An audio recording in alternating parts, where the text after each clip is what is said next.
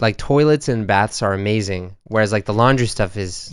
皆さんこんにちは、アーサーです。今回の動画ではあなたの英語のリスニングを鍛えるためのネイティブ同士の会話をお届けしたいと思います。で、初めての方はご存知ではないと思うんですが、今回の動画は僕とアメリカ人の友達のオースティンとの対談になるんですね。毎回そうなんですが、今回は日本とアメリカの選択の仕方の違いについてお話ししました。ちょっとニッチな細かいところなんですが、他に文化的な話もたくさんありましたので、参考になれたらなと思います。でも今回の動画はネイティブ同士の会話になるし、100% 英語での会話になるので、聞き取りづらい、分かりづらいところはあると思うんですが、あなたのリスニング、あなたの理解度を確かめるための日本語と英語の字幕が両方ついていますので、ご安心ください。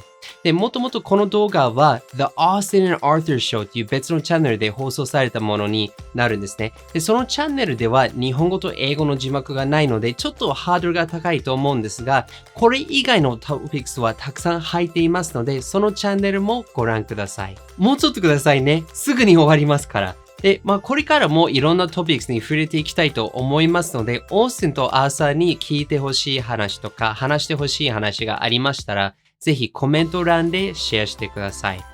And with that, let's get started in today's video. Armin, cheers. Cheers. What are we talking about? So, I already forgot the topic. Before we talk about today's topic, let's talk about this amazing sake that Tomoko gave us. Okay. Yeah. Well, this is another Daiginjo. I thought you would like this one. This is also... But this isn't Junmai. Is it? I don't think so. It doesn't taste like it is. Oh, no. This is Daiginjo. You're right. This isn't Junmai. Mm. So it's got that stronger taste to it. Yeah, that yeah. It tastes a little bit more like traditional alcohol. Yeah. So like it's kind of almost got a whiskey taste to it. It's got like that burning... We good? Yeah. Here, let me... Sorry. Let me try it again. Okay. Sorry, I was just getting like a big... Yeah. Yeah. So it's got like a little bit of that burning taste. Yeah. To it. Well, I mean, they It's did good. add in some distiller's alcohol, but Yeah. this is normally the kind that you like unless your palate is changing. I can drink anything. Yeah, right. I really like. Oh my god, I always forget. What's the one with the really heavy rice flavor? Like the namazake. Sorry, I pronounced that incorrectly. It's kizake. Kizake, actually. Kizake. Kizake. Not namazake. No. It's the same kanji, but it's pronounced ki. Kizake. Oh well, I really like kizake. Yeah. That I would say, if I were to like do a tier of like, that would actually be a fun episode to talk about. It's just like Nihonshu. Yeah.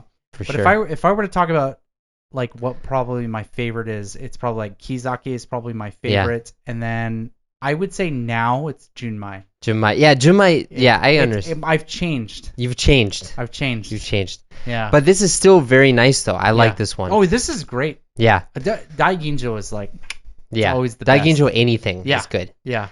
But so today's topic, we're going to be talking about laundry. Yeah. And doing the laundry, which you said is your second? It's the second most stressful thing in my daily life.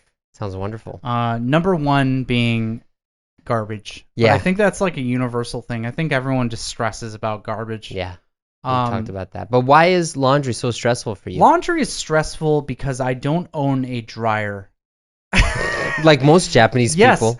But that is changing. Yeah, it is. So my wife is coming home on Sunday. Okay. And my mother-in-law is coming with her. Mm-hmm. And as a wedding gift, we are getting a washer-dryer. Oh, you are? We are getting a washer-dryer. A washer-dryer. Very, very excited about that. Yeah.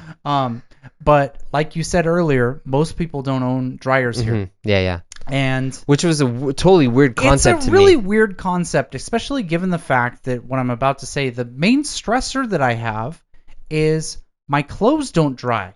Okay. And you have a huge problem with this in the summer. Okay. Now, I know you're Mr. Fancy Pants with your nice your nice big house where you put all your laundry in the bathroom and it dries everything out. It's very nice. I'm a normal person who lives in Japan, and I put my clothes out outside along with everybody else. Okay. And during the winter, no big deal, right? Yeah. Winter it dries it out. very dry in Japan. It's kind of the opposite, or at least in Seattle, winter's very humid in Seattle. Yeah. Well, it's the opposite here in Japan. You'll actually get nosebleeds if you don't have a humidifier. Right. When you sleep at night. Right. But summer is mega humid. In fact, it's starting to get really humid now. Yeah, right? you tell me, man. And so I had this problem just the other day, in fact, where if you put your clothes out and you're trying to dry them in humid weather, what will end up happening is they'll often get like really mildewy. Oh yeah, right. And you get like that namagusai smell to it. Yeah, it'll get like that stink. It's like a mildew stink. Yeah. And that is so frustrating because what that means is you got to wash it again. Yeah, right. And so it's like you're just having this constant battle with the humidity here. Yeah, so just to kind of like take it back to where we're coming from, right? So we come from the land of the washer dryer where even let me just ask my dad. Hey dad, when you were a kid, did you guys have a dryer, clothes dryer, or just washing machine? Just machine. When did you guys get a dryer? Like 70s, 80s, 90s? Oh, probably.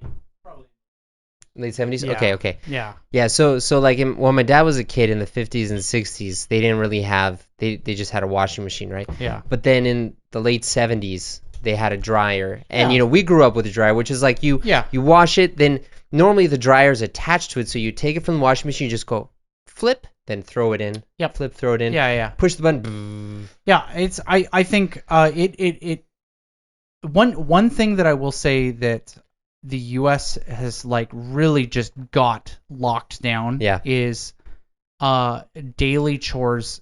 Daily chores, right. Right? You have a washing machine, you have a dryer, and you have a dishwasher. Right. Right? And so I remember growing up and, I probably should have done more chores as a kid, right? But I didn't.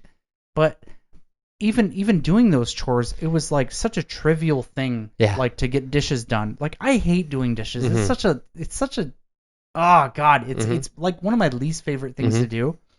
But back in the US, it's like, all right, you just like, use the sink to like wash off all the big stuff. And it's like if you got like sauce stains or whatever on the dishes, whatever, you just put that in the dishwasher that cleans and it dries everything. Yeah, right.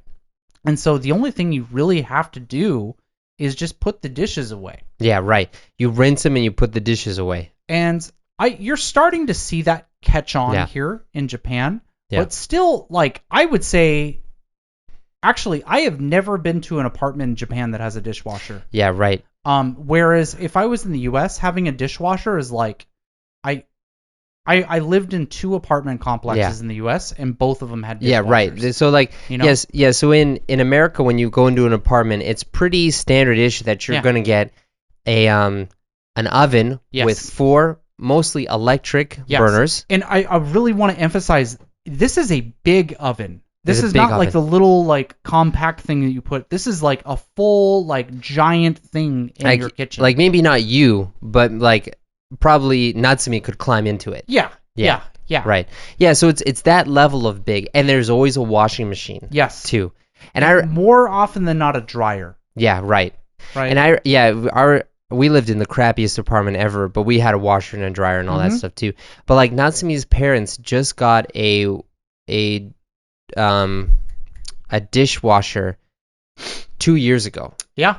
And it's like a thing, But it's funny how it's like, so one thing that's kind of interesting for me when you have that too is, because they're so standard issue in the United States, they're kind of like built into the kitchens. Like the washing machine is built into the counter, right? Yeah. And the oven is like right next, the same height as the counter, right? Whereas in Japan, if you want to get an oven, you have to put it somewhere else. If you want to get a dishwasher, you have to put it somewhere else, and there's not much space. No, that's completely. So one of the things that I'm really happy about is that we're getting a washer dryer. It's one unit. Yeah. Because of that exact problem. It's like if I wanted to add a dryer to my apartment, there's literally nowhere to put it.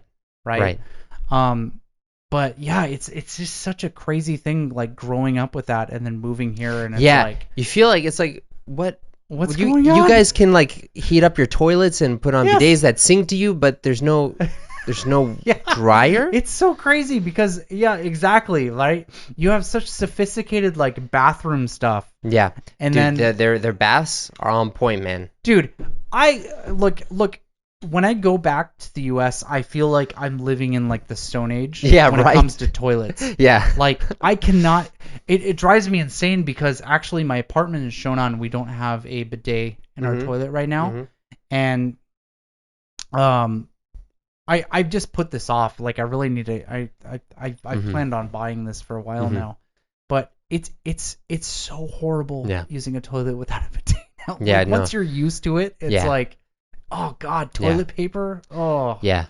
So one thing that is interesting though, so speaking about that stuff too, and then speaking about comfort. So one thing that I love about dryers in the United States is when you finish a load and you just like take the blankets and you get that warmth. So especially during the winter, man, when it's cold out. Oh my gosh, yeah. So that's like one of the things that I remember is like that. But one thing that's also interesting is that I don't know if this is for all the houses, but I know at the house that I grew up in, like the dryer was connected to, it has a special vent outside of the house. Yep. So because you can't let that air stay in the house, I guess. I don't know why. I don't know. But but I get a similar feeling with that now because we have a yokushitsu kansoki, like in the bathroom in the you have like the dryer, which actually now, so we just moved to a new place. Yeah. It's louder and stronger, but doesn't dry as thoroughly as you messed up by moving out of. I messed up, man. I should just go back. but I get that. But I gotta tell you, one of the things that like I would miss if I moved back to the United States is when the dryer is on full blast and it's been on for a couple hours. Yeah. And then like I just open the door, run into that room and close the door, and I just feel the heat. It's like not quite. It's like not being in a sauna, but it's like this perfect cuddly warmth. That's like I just feel like I'm in heaven. Yeah. With all the wet clothes in the room too. It is so great. I really like. I am 100% on team dryer, man. Yeah. Like. I one of the things that I really hope changes, and I think it is changing, but like, dryers and dishwashers start getting more adopted here because I'm so tired of that mildew smell. Yeah, that's another thing that look, at the end of the day, the mildew smell is my fault. Yeah. Because the correct thing to do is to put your clothes out for a correct amount of time, and then bring them in. Yeah. But look, like I'm gonna be honest, most of the time when I'm doing laundry, I'm doing it late at night, right before I'm about to go to bed. Okay. And then I hang it up for like overnight, and then I go to work, and then I come back. Hang it up overnight? Yeah. Oh man. And I know that's not the right way to do it. Yeah, I feel like. But yeah. I feel like the system is made for like people who, you have like stay-at-home moms or something like that, because it's weird because there's this whole, now that I'm used to that. Yeah. Like my whole mindset around that is different now. Like when it's getting to be like 4 p.m. and I see that the clothes are still outside, I'm like, holy crap, it's gonna get dark soon. I need to take them in before they get smelly, because they do get smelly if they're out. But then there's this whole other like industry where they have like laundry detergent that has like antibacterial stuff to keep the smell from happening. Yeah. And it's like, dude, you just got some dryers, like you wouldn't even need this. Yeah. But that is kind of interesting that, you said like toilets and baths are amazing, whereas like the laundry stuff is. Yeah, it's really interesting how like when you look at the US, when you look at like home appliances, there's a significant amount of like really interesting innovation and like sophistication with the appliances. Like a couple things that I would point out in US homes is the washer and dryer, dishwasher, and the refrigerator. Like what about the fridge? Well, I mean, people have really fancy refrigerators in the U.S. I would say like most homes, like they'll have like an ice machine. Yeah. They'll have a fresh water dispenser. Oh yeah, right. The refrigerator will have like a really built-in like a big freezer and then a lot of room for storage, and the refrigerators are huge. Yeah. In the U.S. Yeah. Like even, I mean, it's not like you can't get big refrigerators here in Japan, but like, man, most of the refrigerators I see here are like 2/3 of the size of the refrigerators I see in the U.S. And also in the States, a lot of houses have a separate freezer to it. Like in addition to their freezer, they'll have like a whole like chest. Yeah, so you'll have the refrigerator in the kitchen, and then usually in like the laundry room or wherever there will be this giant freezer. Yeah. That you put like meat in or whatever. Yeah. Like people buy meat when it's on sale, and then they'll just throw it in there. Yeah, and just let it be frozen. Yeah. Which is like, I understand like there's a space issue here in Japan, so probably you just wouldn't have room for it. But yeah, it's definitely a difference. Yeah. And so like, but you have all the sophistication, but then when you look at like the bathroom, for some reason, the bathroom, we still have the same damn bathrooms as we do in the 1940s. Porcelain seats that feel like ice in December. Super cold in the winter. No bidets. Yeah. Bathtubs that like you have to use like faucets and like twist knobs for, and like you can't even time that shit when you. Yeah, but also like a lot of times the baths are kind of shallow in the States too. That too, man. Or they're porcelain and they get cold really quickly. Yeah. And so it's just like really crazy to me, because like when you come back to here in Japan, again, talking about like basic apartments, houses are a whole different thing. But when you're talking about basic apartments here in Japan, unless you're getting in like some 40 or 50-year-old apartment that's like super cheap and really old, and it's like obvious that like you're just trying to save money living in there. If you're just living in a basic apartment, you will have a bidet with a toilet that like sings to you and heats the seats, does all that stuff. You'll have a bathtub that you can program and set times to fill the bath with, and it will fill exactly up to the level that you want it to fill. Like that is basic appliances here in Japan. It's so weird. I wish you could like merge the two of them and then it'd be perfect. Just combine both of them together, right? But so why do you think it is that like in Japan you have such development in the toilet and the bath situation, but in America it's more like fridges, washing machine, laundry and stuff? I would say that it's a cultural priority. Yeah. I think, and I don't want to sound misogynistic when I say this, but I think in Japan, a lot of the emphasis on doing laundry and doing dishes are placed upon the wives. Yeah, right.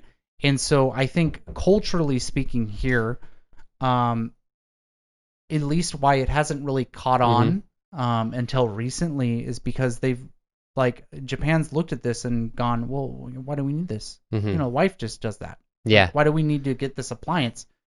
That's your job. Yeah.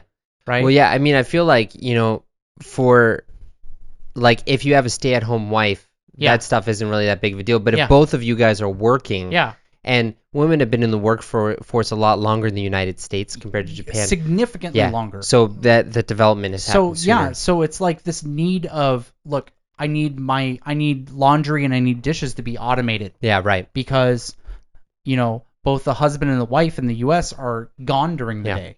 They don't have time to set out laundry and get the dishes clean. So it's definitely like a different emphasis on things where I think it's like, again, I think this is a cultural thing. I think in the U.S. we don't place bath time as like a comfort time. Yeah, you're right. It's a cleaning time. And it's not even like a daily thing. Whereas here it's like it's a daily thing. Yeah, it's like I never took baths in the U.S. You take a shower, and the shower's not for relaxation. It's just like I need to be clean. Yeah, right. And then that's done.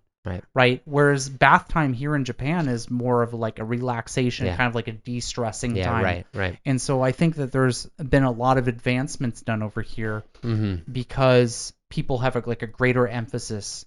Yeah. It's the same with toilets. I think I think toilets just kind of go hand in hand with like bathing. Yeah. Where it's like there's this a greater need to feel clean. You know what's really funny that I just made me think about this. So there's this author in Japan. He was really active in like the 30s. His name is Tanizaki Junichiro, and he wrote a kind of like a lot of like weird stuff. I don't want to go into details with it. But then he was writing he wrote like a newspaper editorial series about and the series got published in a book called In Praise of Shadows. That's a cool name. Yeah, why traditional Japan is better, basically. Okay. Which is stupid because at the end he's like, yeah, to be honest, I would like to live in a Western style house, but yeah, Japan's better. Actually, you know what? This Western thing's pretty good too. And it was one of these books that I was looking forward to read when I just started learning Japanese, and I got around to read it, and I'm like, this is just an old guy complaining about life changing. But anyways, the first thing he talks about is the morning at the outhouse, and how that is like, because at that time they had outhouses, you know, and that was like a holy time for him. And like I think Natsumi Soseki like also wrote in his writings about how that's like the most special part of the day. And it's like the toilet area. So I guess that's where it comes from. I could see that, but you know what? Okay, so Japan, I'm addressing all to Japan, right? I'm gonna make a request. Please be polite, man. As a man, don't get us canceled. I you know what? I'm gonna try not to. As a man who is tall, and look, you know what? I'm not gonna say a foreign man because I have high schoolers in my school who are taller than me now. Wow. Because we've gone co-ed, so there's a lot of boys who are taller. So this whole concept of like Japanese people being short, that's not a thing anymore. Yeah. Right? I know there's tall people here.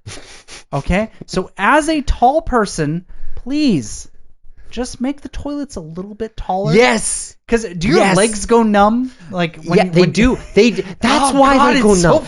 That's why they go numb. Yes, it's because the toilet height. It's because the blood, like you're sitting down and your legs are at this angle. So the blood doesn't get to your legs because I thought I was just getting older. No, it's because the toilets are lower. Oh.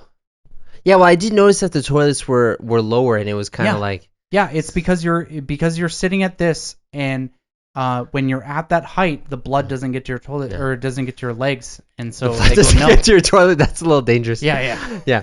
Well, dude, when you buy your house, you can get a specially. You know tall what? Toilet. Like I just want it doesn't need to be a lot, just a little bit.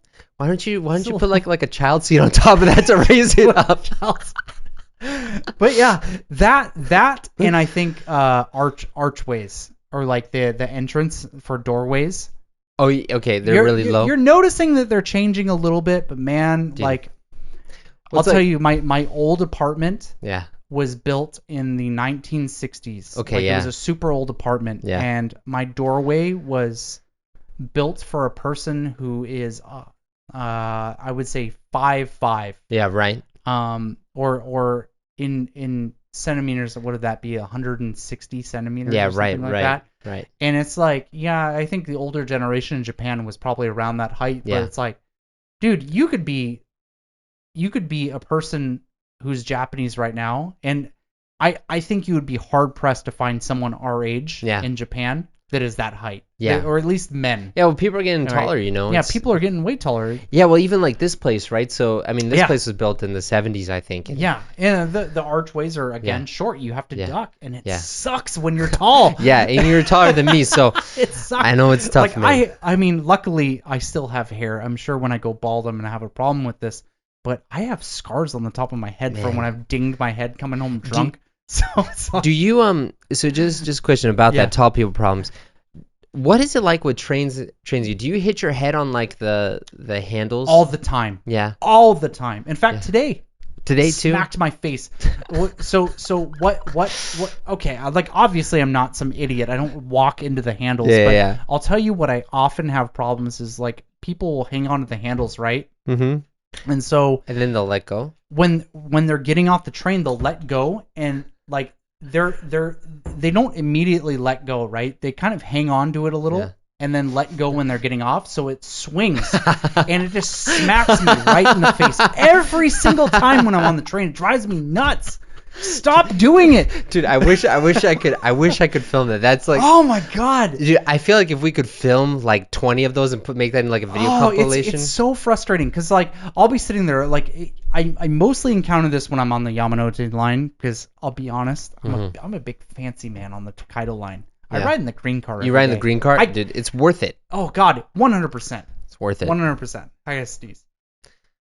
Achoo! Oh, you okay, anyways. Chief? You back? Yeah. Okay. I'm a little drunk now. but when I'm riding the Yamanote line, obviously it being the Yamanote line, it's the most busy train line in Japan, right? Because it's the one that just goes around Tokyo. Yeah. So there's a lot of people that are getting off the train every single train station, and every single goddamn time they let go of the handle, and it always hits me in the same place. It's always like right on the upper side of my forehead. Yeah. And it's so annoying. Yeah. See, I'm short enough to the point where it like barely touches. Whiffs. Yeah, like if it touches me, it'll get my hair a little bit. Yeah. But yeah, I'm happy I am not taller than I am in Japan because I'm like right at the limit where if I get a little taller, I get way more inconvenienced. I would say, I mean, look, I haven't traveled around the world, but I would say in the places that I've been, Japan is a very inconvenient place for tall people. Yeah, that's true. Yeah. Dude, have you seen there's like a photo montage somewhere of like tall people problems in Japan? I got to send that to you later, man. Yeah. But I could probably relate to that quite a bit. You probably could. But we have gone quite far away from laundry stuff, and I don't want to give you any more trauma by talking about laundry. We talked about it. But yeah, I think this is we're about halfway through. Yeah, this is really nice too. I normally normally only drink ginjo, but this is really smooth too.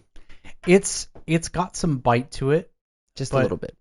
But yeah, it's like bite in a good way. Mm-hmm. You know what I mean? It's like you drink it and you're just like, man, that's some rich flavor, and then a little bit of Yeah. All right, man. Well, I'll talk to you next time. Alright, 最後までご覧いただき誠にありがとうございます。やっぱり英語が実際に話せるようになったらこういうネイティブとの会話ができてすごく楽しそうでしょうね。でもほとんどの英語を勉強している方はフレーズ、文法をたくさん学ぶんですが、いきなり外国人を目の前にするってなると頭が真っ白になって言葉が出てこなくて話せなくなります。具体的にどうしたら英語を学ぶだけではなく、生の世界で外国人と実際に話せるようになるのでしょうか。もしあなたは今の英語学習で満足している場合は、ぜひ次回の動画をご覧ください。でももしあなたは英語を学ぶだけではなく、生の世界で外国人と自由に気軽に話せるようになりたいのであれば、その方法を無料ガイドにまとめてみました。その無料ガイドには、僕が日本語を勉強しても話せなかったという辛い経験に基づいて、僕と数百人の生徒が話せるようになった方法が入っています。ぜひご覧ください。詳しくは You can click up here or you can click the link in the description box below. As always, enjoy your English adventures. これからも一緒に世界とつながりましょう. See you next time!